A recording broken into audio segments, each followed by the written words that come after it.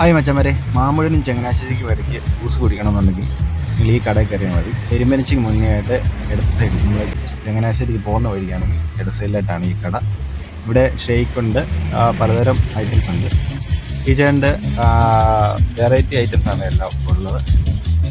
ഈ ചേട്ടൻ ഇവിടെ നാരങ്ങ വെള്ളമുണ്ട്, പിന്നെ അതുപോലെ തണ്ണിമത്തൻ സ്പെഷ്യലുണ്ട്, പിന്നെ എല്ലാം അടിപൊളിയാണ്. അത് കഴിഞ്ഞ് നമ്മളൊരു ജ്യൂസ് എല്ലാം കുടിച്ച് കഴിഞ്ഞ് ഈ ചേട്ടൻ വേണമെങ്കിൽ ഒരു മാജിക് കൂടെ കാണിച്ചു. ആ ചേട്ടൻ്റെ ഒരു മാജിക് കൂടെ നമുക്ക് കണ്ടു.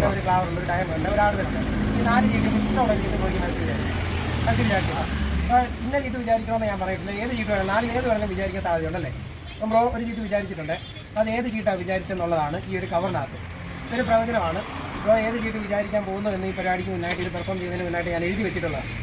ഓക്കെ, അപ്പോൾ ബ്രോ ഏത് ചീട്ട് വിചാരിക്കണം എന്നോട് പറയാം. പറയുന്നതുകൊണ്ട് പ്രത്യേകിച്ച് മറ്റ് മാറ്റങ്ങളൊന്നും സംഭവിക്കില്ല. അത് നമ്മുടെ മുന്നിൽ നിങ്ങളോട് എഴുതി വെച്ചാൽ ഈ ഇപ്പോൾ മാറ്റമെന്ന് പറയുന്നത് ഓൾറെഡി മാറ്റി എഴുതിയിട്ടില്ല. ഓക്കെ, അപ്പോൾ ഏത് ചീട്ടാണ് വിചാരിക്കുന്നത് എന്നോട് പറയാം. പറയൂ. ചിഹ്നം ക്യൂ ഏതാ വിചാരിക്കുന്നുണ്ട്? ഡയമണ്ട് ആവാം, ഫ്ലവർ ആവാം, സ്പീഡ് ആവാം, ഏത് വിചാരിക്കാം അല്ലേ? ഡയമണ്ട്, ക്യൂ ഡയമണ്ട് ആകുമ്പോൾ വിചാരിച്ചല്ലേ. അപ്പോൾ ഞാൻ ഓൾറെഡി പറയാം, ഇതൊരു പ്രവചനമാണ്. ബ്രോ ഏത് കാർഡ് വിചാരിക്കും? ക്യൂ ഡയമണ്ട് വിചാരിക്കാൻ പ്രത്യേകിച്ച് കാരണമൊന്നുമില്ല, ഫ്രീ ചോയ്സ് ആയിരുന്നല്ലേ. അപ്പോൾ നമ്മൾ ജസ്റ്റ് ഈ കവർ ഒന്ന് തുറന്ന് വെളിയിലേക്ക് എടുക്കുമ്പോഴത്തേക്ക് ബ്രോ പറയുന്നത് ക്യൂ ഡയമണ്ട് ആണല്ലേ.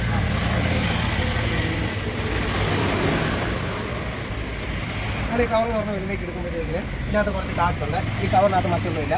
ബ്രോ പറയുന്നത് ക്യൂ ഡയമണ്ട് ആണ് അല്ലേ. അപ്പോൾ ബ്രോ പറഞ്ഞാൽ ഒരു ക്യൂ ഡയമണ്ട് മാത്രം ഫേസ് അപ്പായിട്ടിരിക്കുന്നു, ബാക്കിയൊക്കെ ഫേസ് ഡൗൺ ആയിട്ടിരിക്കുന്നു അല്ലേ. അപ്പോൾ ഈ ഒരു കാർഡിന് പ്രത്യേകത കൂടിയുണ്ട്. ഇതിൻ്റെ ബാക്ക് വശം ബ്ലൂ ആണ്, ബാക്കി എല്ലാം റെഡാണ്. Okay, thank U.